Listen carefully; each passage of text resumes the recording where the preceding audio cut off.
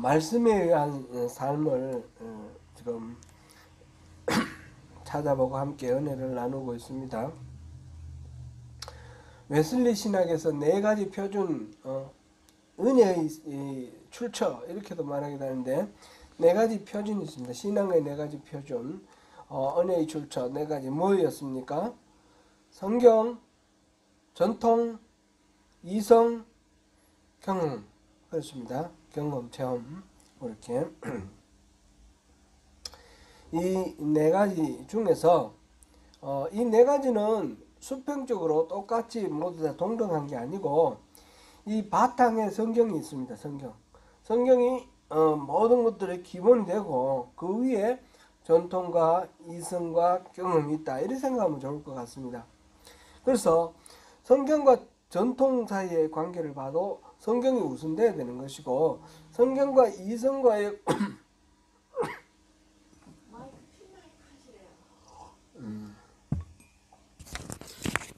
네. 이성과의 관계에서도 성경이 기본이 돼야 되는 거죠.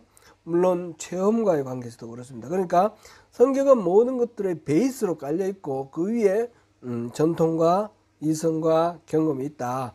이렇게 우리가 이해하면 되겠습니다. 그건 결론이고요. 지난주까지는 우리 이제 하나님의 말씀 성경과 전통이 어떤 관계를 가지고 있는가 우리 봤습니다. 이 말씀이 성경으로 정착되는 과정 속에서는 분명히 전통이 주도권을 가졌습니다. 교회가 있고 교회에 주교회의가 있고 그 다음에 공의회가 있고 그 교회와 교회 사이에 편지를 주고받고 이런 것들이 나중에 이렇게 정리된 것이 성경이거든요. 우리가 지금 마가복음 내일부터 마가복음 묵상할 텐데 신약 중에서는 마가복음이 맨 먼저 기록되었고 그 다음에 요한계시록이 맨 나중 기록됐는데 이런 기록된 것들이 수도 없이 많이 있단 말이죠. 많이 있는데 어떤 것들은 성경이 되고 어떤 것들은 성경이 안 되고 이런 분류가 그 분류가 어떻게 됐는가? 결국은 교회의 공의회에서 공식적으로 이거를 결론을 내린 거죠. 결론을 내린 건데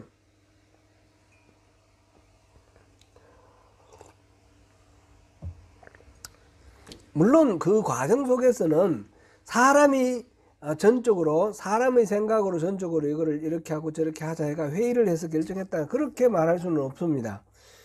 이게 뭐 복음도 마가복음, 마태복음, 누가복음, 요한복음 외에도 뭐 바나바 복음도 있고 뭐 무슨 도마 복음도 있고 최근에 도마 복음이 발견돼가 또 이렇게 흥미를 끌고 있는데 그런가 하고 마리아 복음도 있고 막 여러 가지 복음들이 있어요. 그런데 그 복음 중에 왜 이 네 가지만 복음이 되었느냐? 그는 교회에서 회의를 해서 결정하기 이전에 이게 이제 나중에 세월이 가면서 계속 이게 성경이 되는 거는 교회에서 예배를 할 때 이 복음서를 가지고 읽기 때문에 낭독하고 그 은혜를 나누기 때문에 이게 성경이 된 겁니다. 근데 그 과정 속에서 성령님이 일하시는 게 있었더라는 거죠. 그래서 누가 뭐 지시를 하거나 아니면 협의를 해서 결정을 하거나 이런 게 아닌데 각 교회마다 그 성경을 이렇게 베껴서 소장을 하고 예배 때마다 그것을 봉독하는 그런 성경이 시간이 지나가면서 보니까 어느 순간에 보니까 거의 다 일치되어 있는 거예요.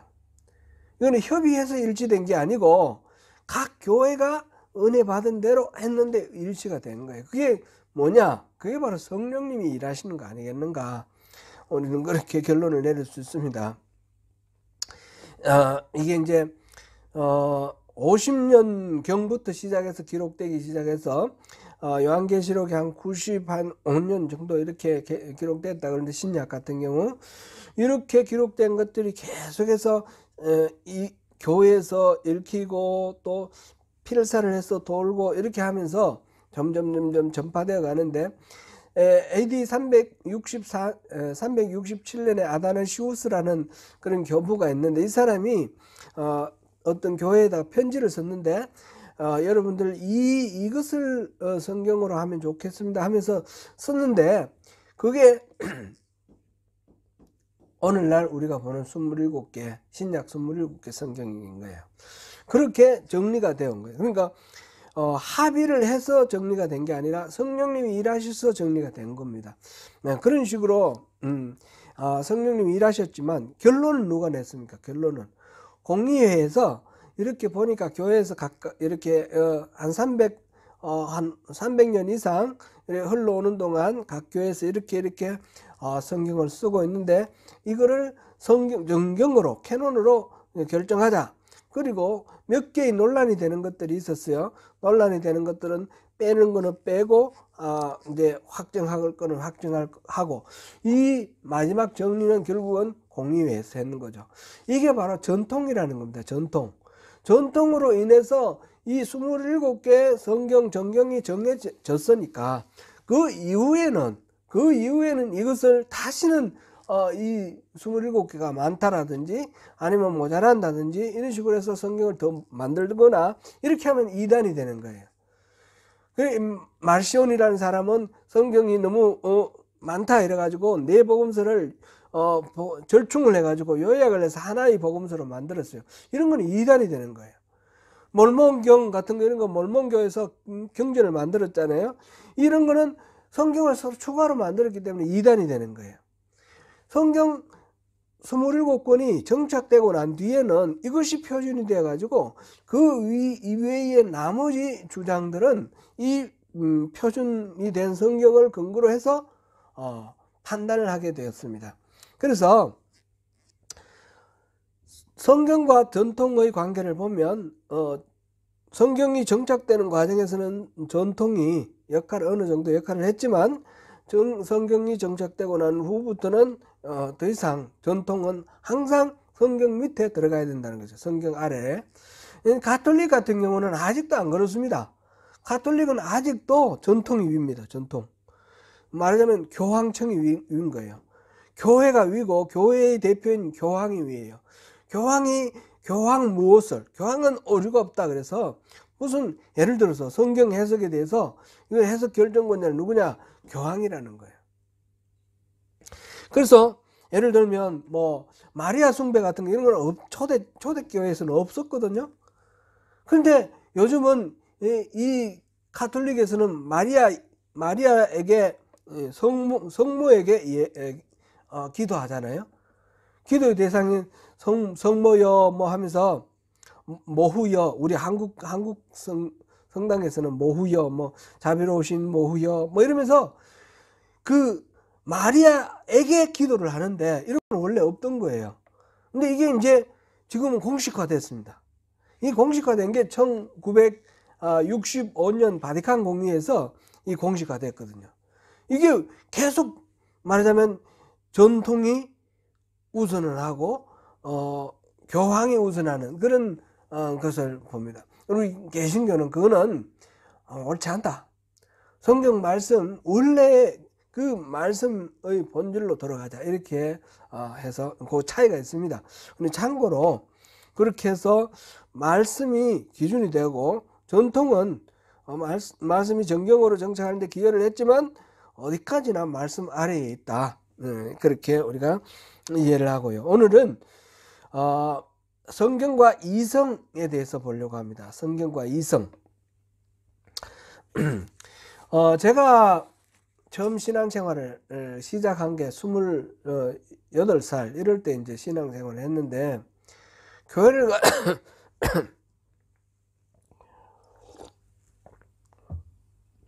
교회를 가서 제가 이제 설교를 들으니까 너무너무 힘들었어요.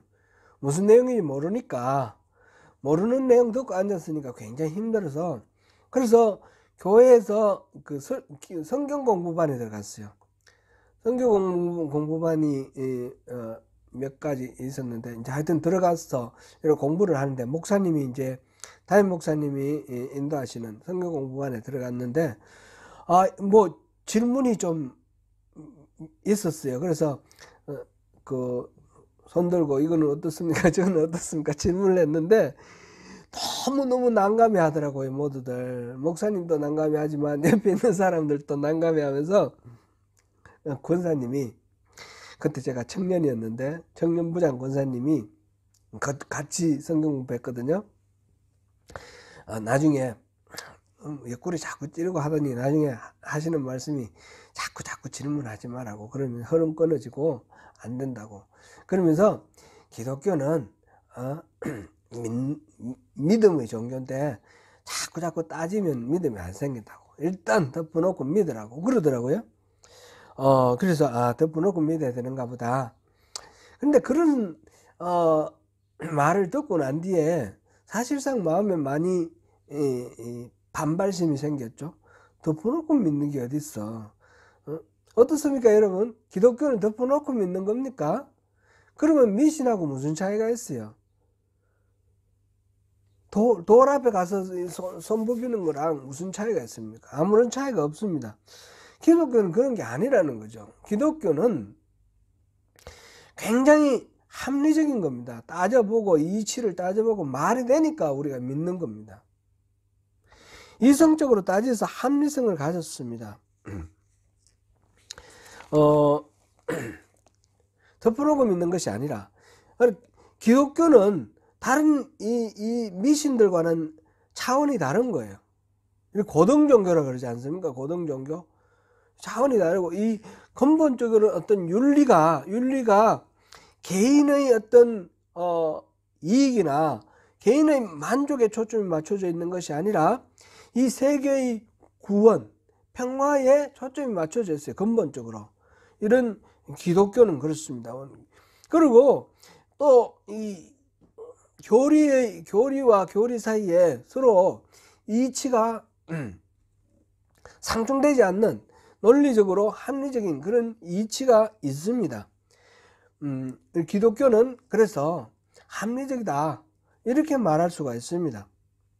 근데 오늘날 이렇게 신앙생활을 하면서 보면 특별히 한국 기독교에서 반지성주의를 많이 이렇게 느끼고 발견을 합니다. 저한테 많이 따지지 말고 덮어놓고 믿으라 라고 말씀하셨던 그 권사님의 그 정서가 사실상 한국교회 성도들의 보편적인 정서다, 이렇게 말할 수도 있겠습니다. 자꾸 따져 물어 가지고는 신앙이 안 생기고 오히려 이 공동체의 신앙을 해치는 그런 것이 된다, 이러면서 뭔가를 이렇게 전체의 흐름을 이끌고 가는, 이렇게 믿어야 된다, 저렇게 믿어야 된다, 그 흐름을 이끌고 가는 그런 것이 있습니다. 근데 이것이 굉장히 반지성주의라는 거죠. 예를 들면 여러 가지 있겠지만, 예를 들어서 제가 이제 간혹 가다가 이제 심심할 때, 설거지 할 때, 이럴 때 유튜브를 틀어놓고 이렇게 보는데, 최근에 이제 응답하라 1988인가?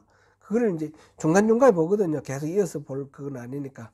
중간중간 봤는데 뭐가 나왔냐면, 서태지는 사탄이다, 이게 나왔어요. 거기에 윤성가 그 아이가 서태지 광팬인데, 그 아버지가 서태지는 악마래, 사탄이래 그러면서 그 음반을 거꾸로 들어보면 사탄을 찬양한대.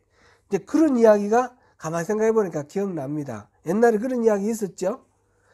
그리고 서태지뿐만 아니라 헤비메탈 해가 음악 CD 나오는 거 전부 모아가지고 이거 사탄 음악 숭배한다 그래가지고 막 불태우고 막 이런 게 했어요. 청소년들한테. 그래서 이런 음악 어떻게 하고 막 그래 했던 그때의 어떤 문화가 있었어요. 또 이렇게 생각해 보면 바코드 처음 나왔을 때 이게 바로 666이다.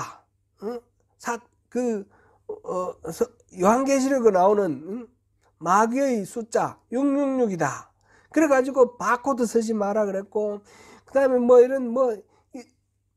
말하자면 컴퓨터로 이렇게 편리를 추구하는 이런 문명에 대해서 거부하고 반항하는 그런 것들이 있었어요. 기독교에서. 기억나시죠? 그런 것들이 많이 있었습니다. 물론 그게 주류가 아니었고 그것은 이렇게 흘러가는 것이었지만 그게 굉장히 이 역할을 강력한 그런 힘을 발휘한 적이 있습니다. 이제 그거는 결과적으로 그 서태지를 좋아하는 크리스찬 청소년들을 다 교회에서 떠나게 만드는 그런 부작용을 낳았습니다. 그리고 믿지 않는 사람들로 하여금 예수 믿는 사람들은 참 아주 무지몽매한 사람이다, 이런 인식을 심어주는 그런 하나의 사건이었습니다. 그런 일들이 많이 있습니다. 여러 가지입니다. 제가 두 가지만 말씀을 드렸지만 그런 것들이 굉장히 많습니다. 그러면서 성경에 나오는 이 기독교의 근본적인 사상, 윤리, 이것을 우리 삶 속에 실천을 하고 이 사회를 변화시켜서 하나님 나라를 만드는 그 일에는 사실상 별로 관심이 없었어요. 제가 이제 기억나는 거는 보면 교회들이 어디에 땅을 샀는데 땅값이 올라가지고 교회가 넓게 건축을 했다, 이런 이야기는 수도 없이 들었어요. 그런 땅 투기에 교회가 편성을 해서 오늘날 우리 자녀들이 얼마나 고통하고 있는지 우리가 보고 있습니다. 이런 것들, 기독교가 이 합리성을 잃어버리고 지성을 배격을 하게 되면 이런 엄청난 부작용을 낳게 된다라는 것을 생각을 하는데, 사실상 이것도 이렇게 심각하게 받아들이는 그런 경우들 많지 않겠죠. 그래서 우리 성경과 이성을 생각을 할 때 요 기독교는 합리적인 기독교다, 기독교는 합리적이다, 이성에 대한 존중이 있다, 이거를 먼저 생각을 해야 될 것 같습니다.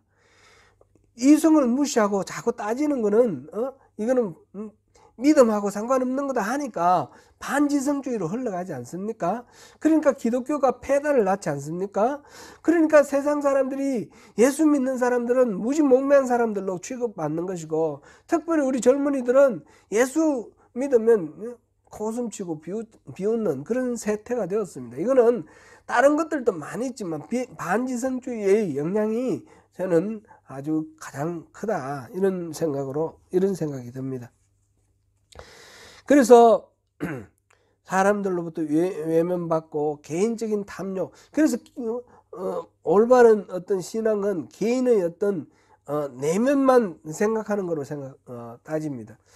최근에 이제 제가 어떤 분을 만나서 말씀을 나누는 중에 교회를 안 간다고 그러셔요. 그래서 왜 교회를 안 가십니까? 그랬더니 그 교단이, 그분이 다니시는 교회의 교단이 WCC에 가입했다는 거예요. 그래서 교회를 안 간다는 거예요. WCC가 이제 말하자면 이를테면 복음주의하고 이 에큐메니칼하고 요 좀 이렇게 서로 경쟁하는 과정 속에서 WCC는 사회 성화에 관심을 많이 두고 이 복음주의는 개인의 성화에 관심을 많이 두고, 이런 차이가 있는데, 이 WCC가 말하자면 이단이라는 거예요. 이단. 좀 WCC는 교회 일치를 추구를 하니까 차이가 있더라도 많이 받아들이려고 하다 보니까 어중이도 들어오고 미신도 들어오고, 그런 들어왔다가 아니라 그런 것도 이렇게 용납을 하면서 이렇게 기회를 주는 그런 게 있었어요.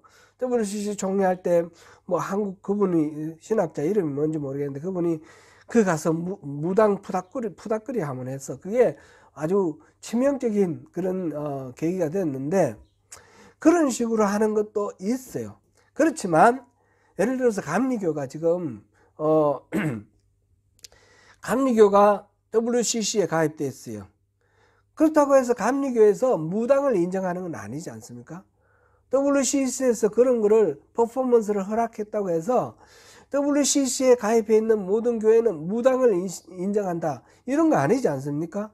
그런데 왜 교회에서 그걸 가지고 너무너무 많이 떠들어 가지고 이 복음주의에서 WCC 가입한 교단을 공격을 하고 이단이라고 이렇게 공격을 해 가지고 이 WCC에 가입되어 있는 교단이 많습니다.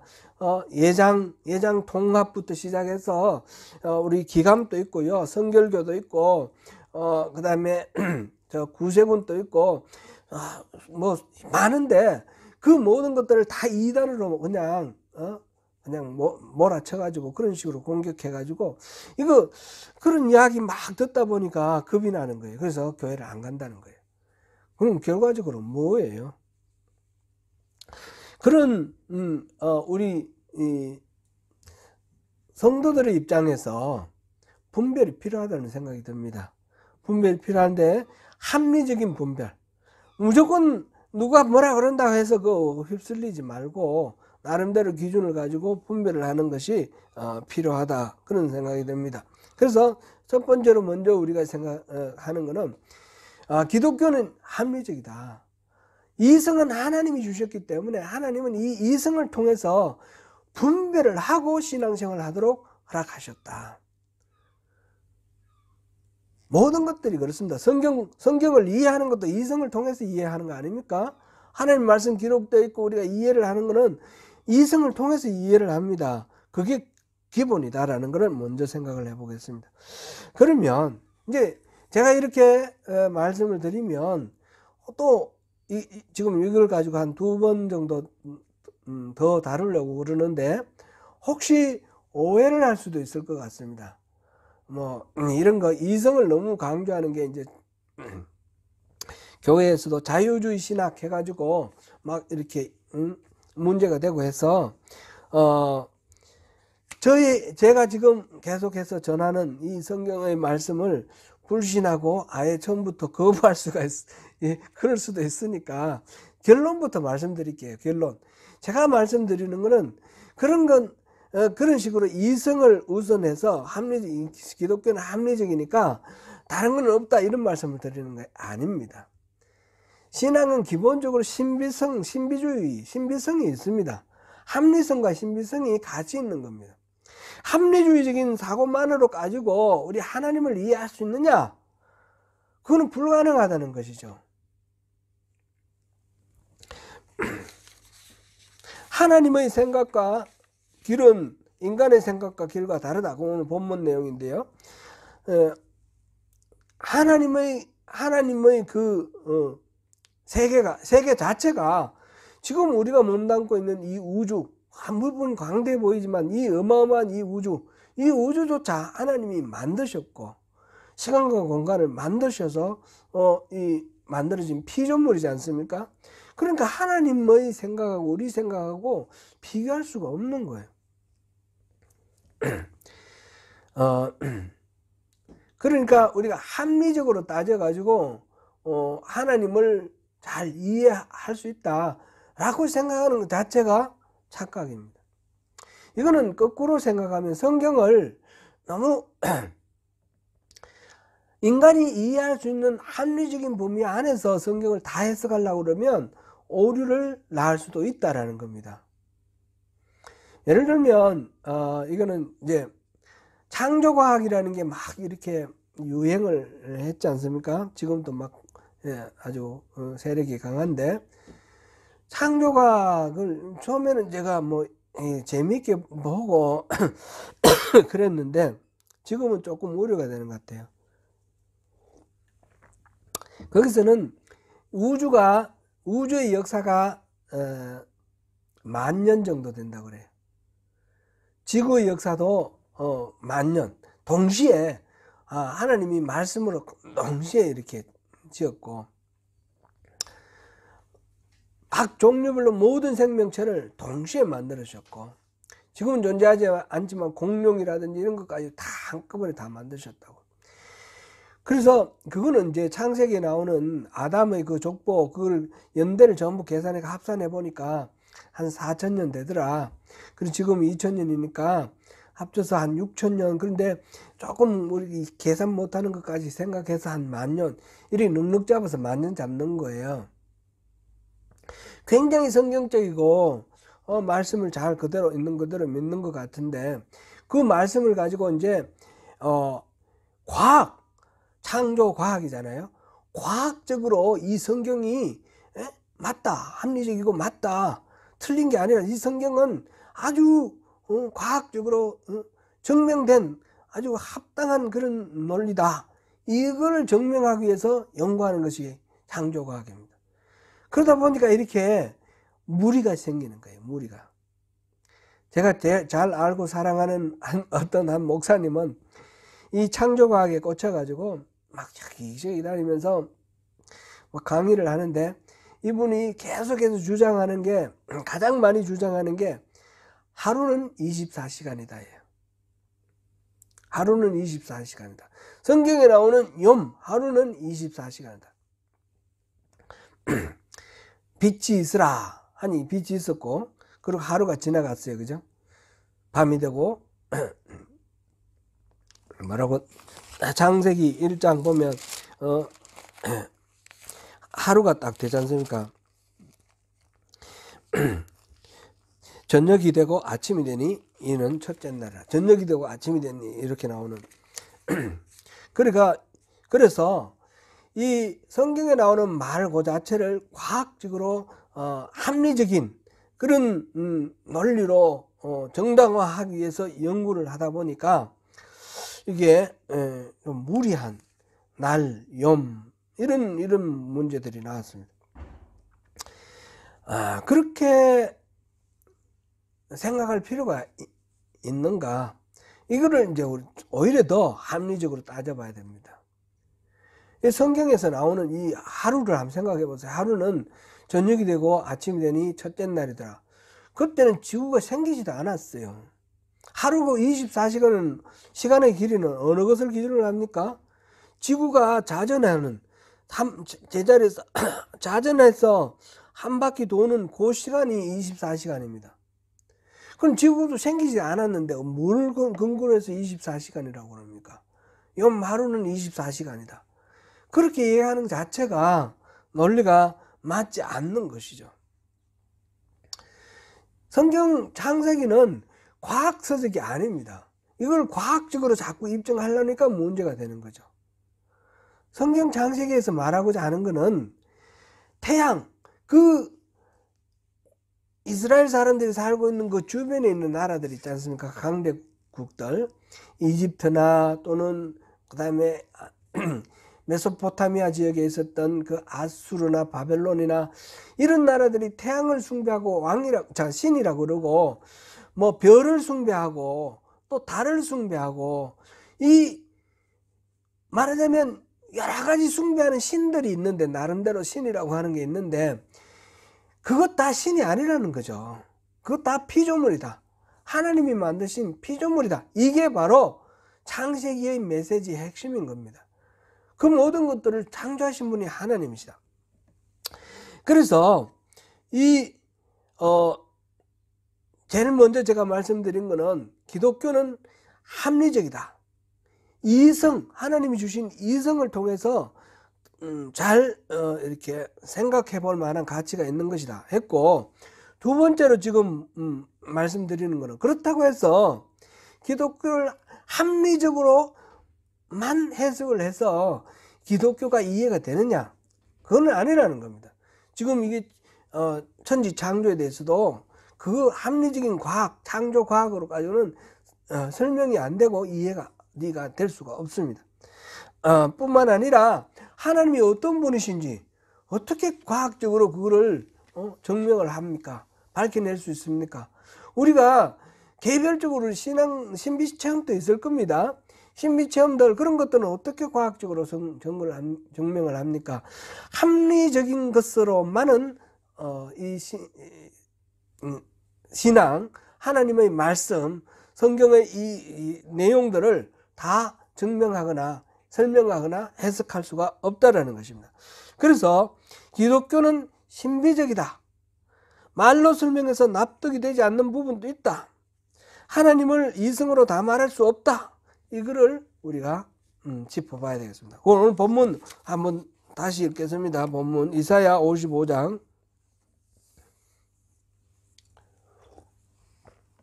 이사야 55장 8절 9절 다시 읽습니다. 이는 내 생각이 너희의 생각과 다르며 내 길은 너희의 길과 다름이니라.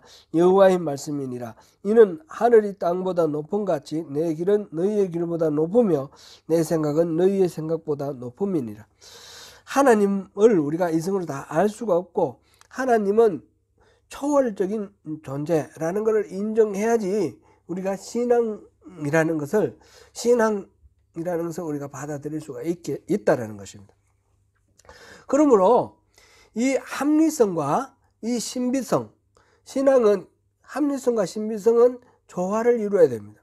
하나님이 기록해 놓으신 말씀, 이 성경 말씀도 이성으로 가지고 합리적으로 이해를 해야 되고 또 합리적으로 이해할 수 없는 부분이 있다, 신비한 부분이 있다는 것을 또한 받아들여야지 된다. 성경에 대한 우리의 이해는 그렇게 돼야 된다는 것입니다. 이게 쉽지는 않습니다. 또 다음에 한번 더 보겠습니다. 우리가 일단 기본은 그렇습니다. 기본은 합리적으로 잘 따져보고 그리고 하나님의 영역을 인정을 하라. 이렇게 우리가 요약할 수 있겠습니다. 민수기 우리 13장 보겠습니다. 우리 다 읽어볼 수는 없고 내용은 또 다 잘 아시는 부분이니까 민수기 13장에서 이스라엘 백성들은 가데스 바니아라는 곳에 도달했는데 그곳에서 가나안 땅을 이제 하나님은 들어가라 하셨는데 백성들이 정탐을 해보자 그렇게 해서 각 지파별로 한 명씩 12지파에 12명의 정탐꾼을 선발을 해서 가나안 땅을 정탐하게 했습니다.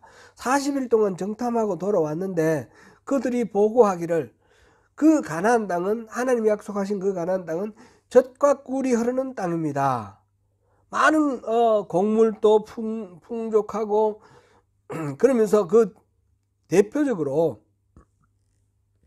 포도 한 송이를 따왔는데 혼자 들 수가 없어서 두 사람이 막대기를 껴서 메고 올 정도로 이 포도가 너무너무 잘 되어 있다는 거죠. 그리고 또 한 가지는 그런데 그 땅은 비어있는 땅이 아니라 도시들이 이루어져 있고 도시들마다 성벽이 쌓여 높이 세워져 있고 그 안에 사는 사람들이 이미 다 있더라는 거예요. 그리고 그 중에는 안악 자손이 있더라는 겁니다. 전부 다 안악 자손의 뜻은 아닙니다. 7부족이니까 안악 자손이 있더라는 거죠. 안악 자손은 어떤 사람이냐면 거인족입니다. 거인족. 거인족은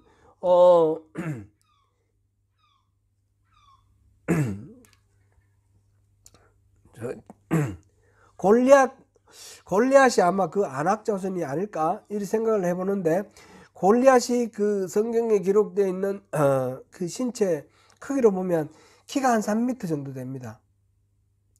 그러니까 우리에 비하면 엄청나게 큰 거죠. 2m로도 큰데 3m 정도 이렇게 되거든요. 그러니까 이 어마어마하게 아주 크고 용맹하고 아주 전투에 뛰어난 그런 족속들이 미리 그 땅을 차지하고 있고 높은 성벽을 쌓고 있다. 이게 이제 공식적인 보고였습니다. 그래가지고 그 보고를 듣고 백성들이 어떻게 할까 할 때 이제 두 가지 갈라지는 거죠. 우리가 잘 아는 대로 아론과 갈렙은 하나님이 함께 하시면 저들은 우리의 밥이다 이렇게 말했고요. 또 나머지 10명의 그 정탐꾼들은 그들을 보기에 우리는 메뚜기와 같다 이렇게 말했어요. 자, 우리가 한번 생각해 보겠습니다. 지금 이 여호수아와 갈렙 그리고 10명의 이 정탐꾼 누가 합리적입니까? 누가 합리적입니까? 둘 다 합리적입니다. 둘 다 그 정세를 객관적으로 잘 분석을 했습니다. 그 땅에 어떤 뭐 지형이나 지세 이런 거는 여기 뭐 자세히 안 나와, 성경에 안 나와 있지만 그런 것도 말했을 테고, 그곳에 생산되는 산물들 말했고, 대표적으로 포도를 갖고 오면서 이렇게 기름진 땅입니다. 객관적인 사실을 정확하게 다 분석을 해서 말했고요. 그 다음에 거기에 이미 빈 땅이 아니라 그게 차지하고 있는 원주민이 있다. 원주민이 힘이 강대하다. 함부로 우리가 쉽게 물리칠 수 있는 그런 호락호락한 존재는 아니다는 것까지 다 일치하게 다 말을 했습니다. 누가 합리적이냐 그러면 둘 다 합리적이에요. 그런데 분명히 차이가 났습니다. 한쪽은 똑같은 그 객관적인 조건 속에서 주관적인 판단을, 한쪽은 아론과 갈렙은 우리가 들어가자 그렇게 말했고, 10명의 그 정탐꾼들은 우리 절대로 들어갈 수 없다 이렇게 했어요. 이 둘 다 합리적인 이 판단 사이에 차이는 뭡니까? 아론과 갈렙은 하나님이 함께 하시면 하나님을 염두에 두고 판단을 했고, 10명은 하나님 빼고 판단을 한 겁니다. 그죠? 그러니까 우리가 성경을 이해를 할 때나 또는 하나님이 우리에게 주시는 말씀을 이해를 할 때 아주 이 12명의 정탐꾼처럼 객관적이고 아주 냉엄하게 현실적으로 이성을 동원을 해서 합리적으로 분석을 해야 됩니다. 무조건 덮어놓고 믿는 게 기독교 아닙니다. 이 말이 이치에 맞는가 그렇지 않은가 딱 따져보고 믿을 만한가 따져봐야 됩니다. 그런데 거기에만 멈추면 안 된다는 거죠. 합리적인 데만 멈추면 안 되고, 그 다음에 하나님의 존재와 하나님의 없음, 부존재, 이거를 염두에 두어야 되는 겁니다. 이게 이제 하나님은 신비의 영역 아닙니까? 합리성과 신비가 같이 조화롭게 판단 속에 들어가야 됩니다. 이거를 또 잘못 판단을 해가지고 무조건 믿습니다 그러면 되는 건 아니죠. 그때에 하나님께서 그래 알았다 그러면 너희들은 이제 이번에는 못 들어간다, 광야로 돌아가라 그랬는데, 10지파와 그 나머지 사람들은 어떻게 했습니까? 하나님이 부르시면 우리 올라가겠습니다. 그래서 가나안 땅으로 올라가서 망했습니다. 하나님이 함께 하신다라는 것을 가정을 하더라도 하나님이 약속하신 대로 하나님이 함께 하시겠다 했을 때 함께 하시면 이 말하고, 하나님이 나는 이제 끝났다, 나는 안 간다 그랬는데 하나님이 함께 하시면 이라고 올라가는 건 다른 거죠. 전적으로. 그러니까 이 하나님의 존재를 인정을 할 때도 하나님의 약속에 근거를 해야 되는 겁니다. 그거를 이제 우리가 항상 말씀과 이성의 그 관계 속에서 우리가 이걸 중요한 열쇠로 삼아야 되겠습니다. 그러니까 말씀은 이성적으로 분별을 해야 됩니다. 분별을 해야 되는데 이성적으로 합리적인 그런 분별에만 거쳐서는 안 되고 하나님의 영역을 우리가 인정을 해야 됩니다. 그런데 그 하나님의 영역이라는 것도 내 욕심을 투영을 해서 무조건 하나님 믿습니다 이런 식이 아니라 하나님의 약속을 근거로 해서 그렇게 가야 된다라는 것을 오늘 결론으로 이렇게 생각할 수 있겠습니다.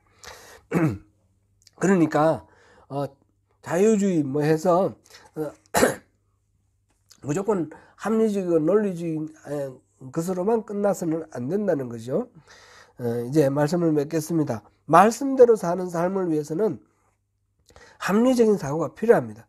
덮어놓고 믿는 것이 아니라 철저히 고찰하는 가운데 하나님의 말씀에 근거하여야 합니다. 우리에게 이성을 주시고 생각하는 신앙으로 참된 진리를 발견하고 누리기를 소망하며 분투하며 사는 저와 여러분이 되시기를 축원합니다.